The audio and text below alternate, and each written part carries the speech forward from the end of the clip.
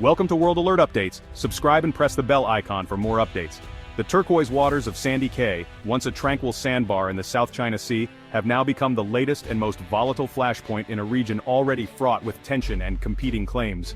This strategic sandbar, nestled between the Philippines' Thitu Island and the vast expanse of the South China Sea, has drawn the eyes of the world as rival powers maneuver for control. In late August 2025, a routine Philippine Coast Guard resupply mission to Thitu Island turned into a high-stakes confrontation. Chinese vessels, acting with precision and intent, aggressively blocked the Philippine ships, forming a tight cordon around Sandy Cay and preventing access. This was not a random encounter, but a calculated move by China to assert its dominance in the area and directly challenge the Philippines' sovereignty over its own territory. The Chinese ships executed a series of dangerous maneuvers, coming alarmingly close to the Philippine vessels. They deployed water cannons, a clear act of intimidation designed to send a message, not just to Manila, but to the entire region. China now claims Sandy Cay, a sandbar just a few nautical miles from Thitu, as its own territory. This bold assertion has dramatically escalated tensions, transforming the area into a new geopolitical hotspot and raising fears of a wider conflict. The Philippine government swiftly condemned China's actions, calling them a blatant violation of international law and a direct threat to the nation's security and sovereignty. Officials in Manila have demanded that China withdraw its vessels and respect the Philippines' maritime rights. For months leading up to this standoff, Chinese maritime militia have harassed Filipino fishermen, shadowed patrol boats, and maintained a constant presence in the area. These actions have created an atmosphere of fear and uncertainty for local communities who depend on these waters for their livelihoods. By seizing control of Sandy Cay, Beijing is not only undermining the Philippines' hold on its key outpost in the Spratlys, but also sending a signal to other claimants and the international community about its willingness to use force to achieve its aims. The world is watching closely. Will Manila stand firm and push back, risking a dangerous confrontation with a far more powerful neighbor? Or will it yield to mounting pressure, potentially setting a precedent for future disputes in the region? The choices made in the coming weeks and months will not only determine the fate of Sandy Cay, but could also shape the future of the entire South China Sea region. Diplomats and leaders across Asia are scrambling to respond, knowing that the balance of power and the rules-based order are at stake. The standoff at Sandy Cay is more than just a territorial dispute. It is a test of national will, the strength of alliances, and the resilience of international law. As tensions simmer, the world waits to see what the next move will be in this high-stakes maritime chess game. The South China Sea is a vital maritime artery. 1/3 of global shipping, worth over $3 trillion annually, passes through these waters. Disruption here would trigger global supply chain breakdowns and spike energy prices. The region is a geopolitical crossroads where the interests of China, the US, and regional players collide. The US conducts regular patrols to challenge China's expansive claims, while China sees the sea as central to its security and ambitions. Overlapping claims by Vietnam, Malaysia, Brunei, and Taiwan add to the complexity. The sea's untapped oil, gas, and rich fisheries make it an economic prize, fueling competition and conflict. Environmental damage from island building and overfishing threatens marine life and livelihoods. The struggle for resources and control here is as much about economics and survival as it is about sovereignty. In 2013, the Philippines took a bold step on the world stage, challenging China's expansive maritime claims in the South China Sea. The case was brought before an international tribunal, marking a pivotal moment in the region's history. The legal battle unfolded under the United Nations Convention on the Law of the Sea, or UNCLOS, a framework designed to resolve disputes over maritime rights and boundaries. The stakes were high, not just for the Philippines, but for the entire region. In 2016, the Permanent Court of Arbitration delivered a landmark decision. The tribunal declared China's sweeping 9-line claim to be without legal basis, affirming the Philippines' rights within its exclusive economic zone. For many Filipinos, it was a moment of national pride and hope for a more secure future. Yet, the reality on the water told a different story. China flatly rejected the ruling, refusing to recognize the tribunal's authority. Instead, Beijing accelerated its activities, constructing artificial islands, deploying naval vessels, and harassing fishermen and other claimants in the disputed waters. The Philippines now possessed a powerful legal tool, but lacked the military and economic means to enforce it alone. Filipino fishermen continued to face intimidation, and the Navy's presence was often dwarfed by China's might. While the international community voiced support for the tribunal's decision, most countries stopped short of direct action.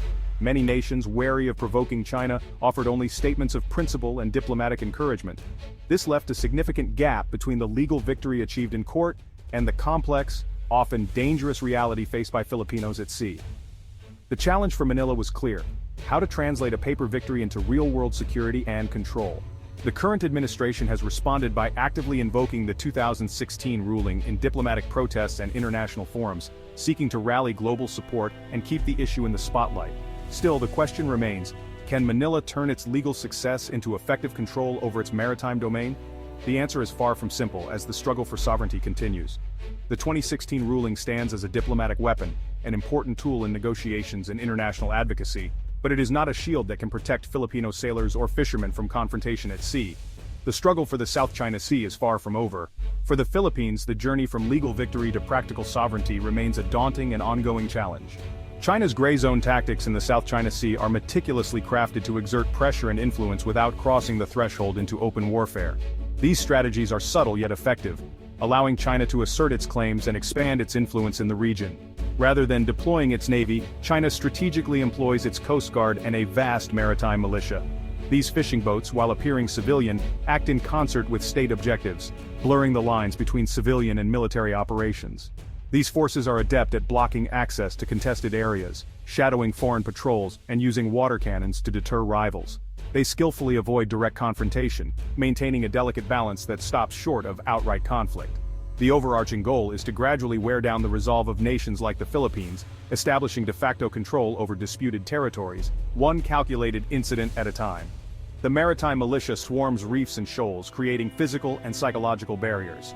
Their intimidating presence serves to deter rivals while maintaining plausible deniability, complicating any potential response. This ambiguity in the nature of these operations complicates any response. Targeting what appear to be civilian boats risks escalating tensions, making it a complex diplomatic challenge. China's strategy is incremental, characterized by small, seemingly insignificant steps, yet collectively, these actions shift the balance of power, gradually altering the status quo in their favor.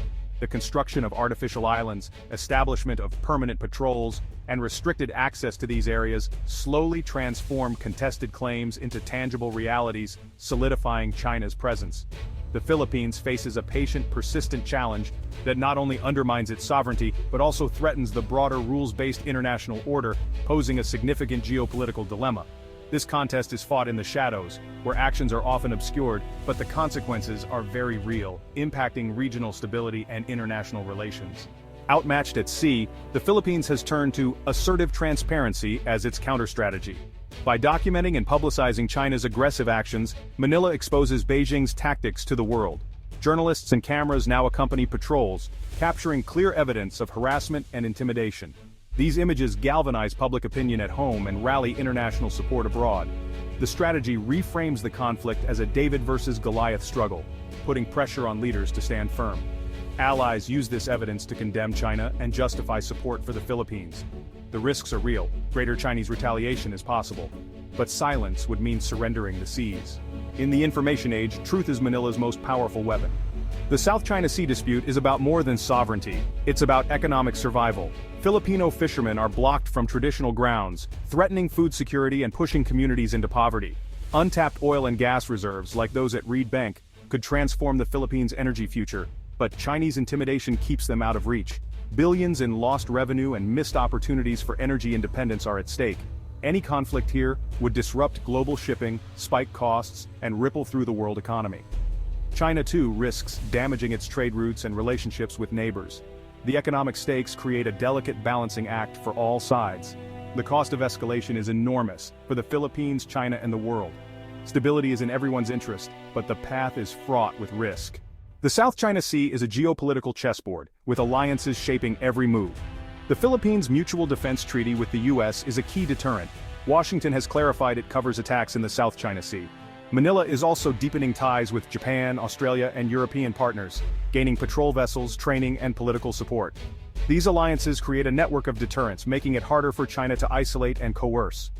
China counters with its own diplomacy, using investment and regional forums to sway Southeast Asian neighbors. Both sides vie for influence, framing the conflict as either external interference or regional self-determination. The battle for hearts and minds in Southeast Asia is as fierce as the contest at sea. The outcome will shape the region's balance of power. Facing a massive Chinese buildup, the Philippines is racing to modernize its military.